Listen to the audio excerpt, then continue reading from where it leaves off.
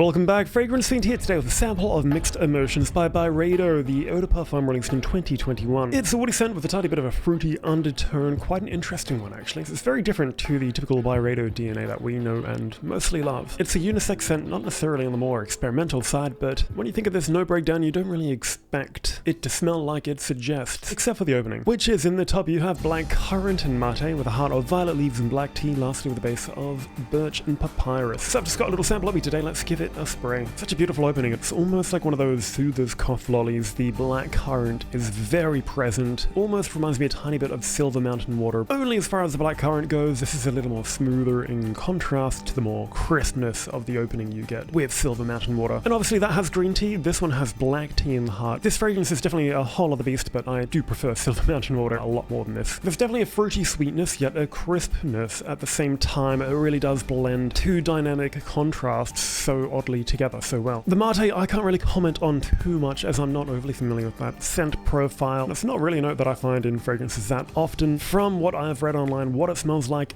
it's not really how I picture it to smell, so I don't think there's too much of that in this. Lastly, this has violet leaves, very different to violet itself. Violet's something I have a bit of a love and hate relationship with. I've said before, there's some fragrances I absolutely love with it, some I really don't. And it all depends on the concentration, but this being more of a leaf, you get more of a green tonality from it. But that also blurs the line with that green element from the black tea as well. So far, a very consistent dry down with the notes. I think this is one of the most accurate dry downs of a Byredo fragrance where you can really smell the transformation from top to base. The birch element, however, is somewhat lacking. It begins to become a bit of a skin scent. By the time it gets to that point, it's there, but it just lacks the depth which is quite present in the opening. Obviously, as the fragrance dries down, it's going to get less potent over time as well, but for any base notes, I expect a little more projection than this. In fact, you can definitely smell the papyrus a little more than the actual birch. And in that base, it draws a very small comparison to Papyrus Moleculaire by Mason Crivelli. So far, a pretty good dry down, above average performance for a Byredo, which is often rare to come by unless it's one of the extracts. What I really appreciate about this fragrance, though, is that it is different. It is a lot more unique than a lot of the other Byredos out there. This one is definitely a little more left field, but not necessarily left field for a niche fragrance. I think a designer fragrance could definitely get away with making a fragrance like this, but if a designer brand did attempt this, I think it would smell quite cheap. If I can give credit to Byredo for one thing, it's definitely how they managed to make all their fragrances just so silky smooth when you smell them. You never get that disgusting, harsh hit of alcohol in any of the openings of any of their fragrances, which is what you expect when you're paying $297 for 50ml or $431 Australian dollars for 100ml. It's definitely a steep price tag, and it definitely pushes the line between a make or break for this one. It is also somewhat of a sweet, fruity fragrance, but in that opening, that black currant gives it a hint of freshness. It's actually one I'm quite impressed with, even though it's not really a widely recognized fragrance. This has definitely gotten me a lot more comments than Gypsy Water or Mojave Ghost, I can tell you that, or even Valda Freak. Even though I do prefer those fragrances or the general DNA, this one is just a little more unique and makes for a perfect signature scent. It's 100% versatile. It can be worn to the office or on a casual day off or in a going out fragrance. There's really nothing holding this one back, despite the obvious price tag. That being said, even though it is one of my more favored Byredos, it's not necessarily one of my more favored fragrances. But I definitely give credit where it's due. I mean, for a Byredo, this is an 8 out of 10. For my love of fragrance as a whole, and for everything I put above this, it really does sit, for me personally, a 6 out of 10, which is quite high for my standards, because I rarely give a 10 out of 10. And once again, that's purely based on what I like. So if you haven't already, definitely get your nose in this one, even if it's not something that sounds like it would appeal to you. I think it's just an impressive feat of artistic perfumery, which is quite unique to a lot of the other stuff out there at the moment. Thanks so much again for watching. Feel free to like and subscribe, and I'll see you next time.